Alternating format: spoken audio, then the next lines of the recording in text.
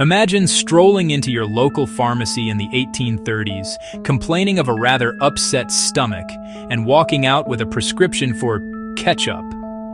It sounds like a punchline to a joke that hasn't aged well, but for a brief, bizarre period in American history, this was a legitimate medical reality. Before it became the inseparable companion to French fries and the bane of clean white shirts, ketchup enjoyed a peculiar and celebrated career as a patent medicine. This wasn't just any old sauce from the kitchen cupboard.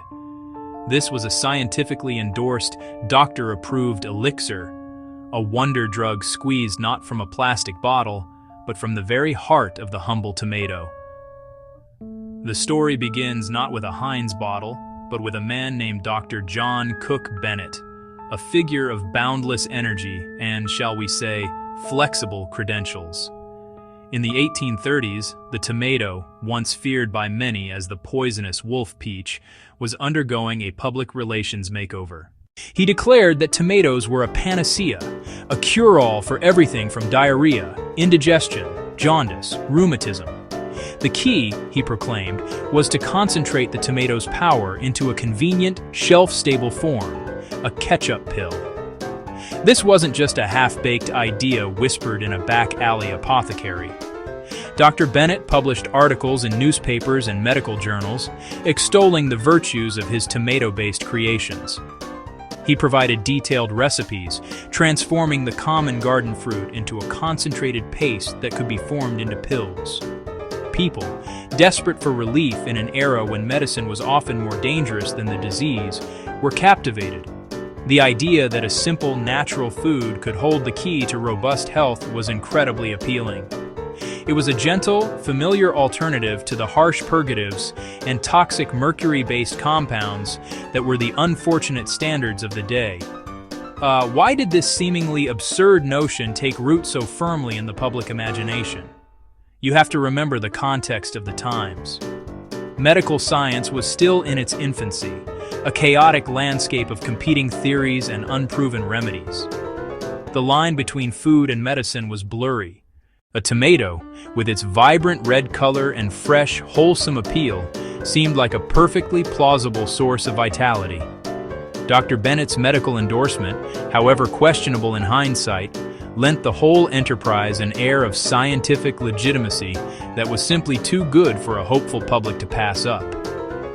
With Dr. Bennett having laid the intellectual, or at least the promotional, groundwork, the ketchup medicine craze exploded. It was the right idea at the right time. Soon others jumped on the tomato bandwagon. One of the most successful was Archibald Miles. He mass-produced Dr. Miles' compound extract of tomato. It became a national sensation, a testament to storytelling and marketing. These weren't sold next to vinegar and mustard. Tomato pills and extracts were serious business, stocked on pharmacy shelves, sold by traveling salesmen, pitched with revivalist fervor. The claims were magnificent and wonderfully vague. Did you have a torpid liver? A deranged digestive system? General biliousness? The medicinal ketchup was nothing like modern sweet ketchup. Original recipes were thin, watery, intensely savory, often inspired by fish sauces. Early pharmacy manuals had ketchup recipes, sometimes calling for anchovies, cloves, and mace.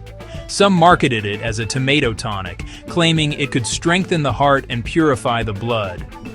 The success of ketchup medicine was fueled by a perfect storm of public anxiety and clever branding.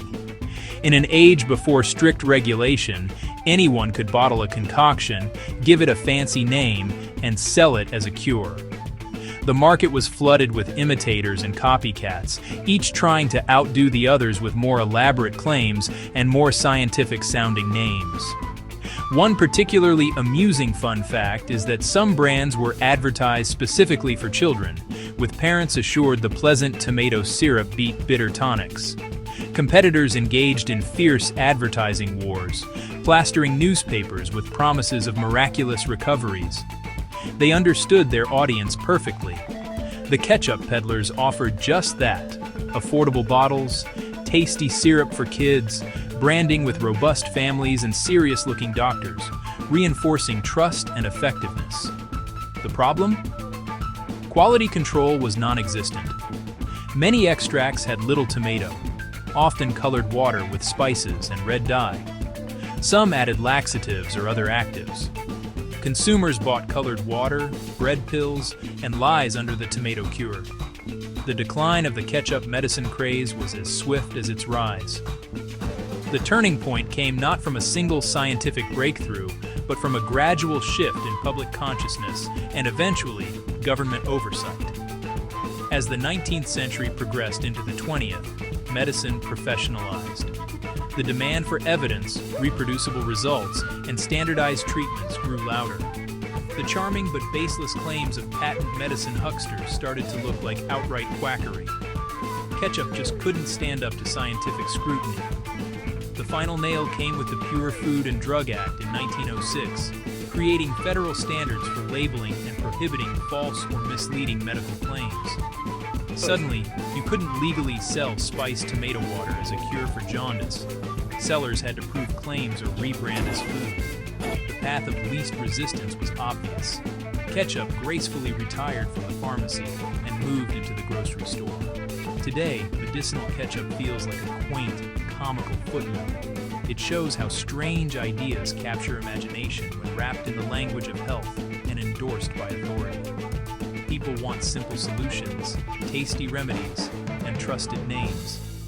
That combination let a humble fruit sauce briefly reign as a medical superstar, hope, and clever marketing over hard evidence. In the end, ketchup failed to cure the world's ailments. From a dubious medical extract to a global condiment icon, its journey reminds us that sometimes the strangest stories are the truest. It makes you think twice about the health fads of today, doesn't it? After all, one generation's miracle cure is often the next generation's punchline. Something to ponder the next time you squeeze a dollop onto your burger. Who knew a condiment could carry such a funny cautionary tale? Feeling ill? Skip ketchup? Reach for like and subscribe. Drop your funniest miracle cure in the comments.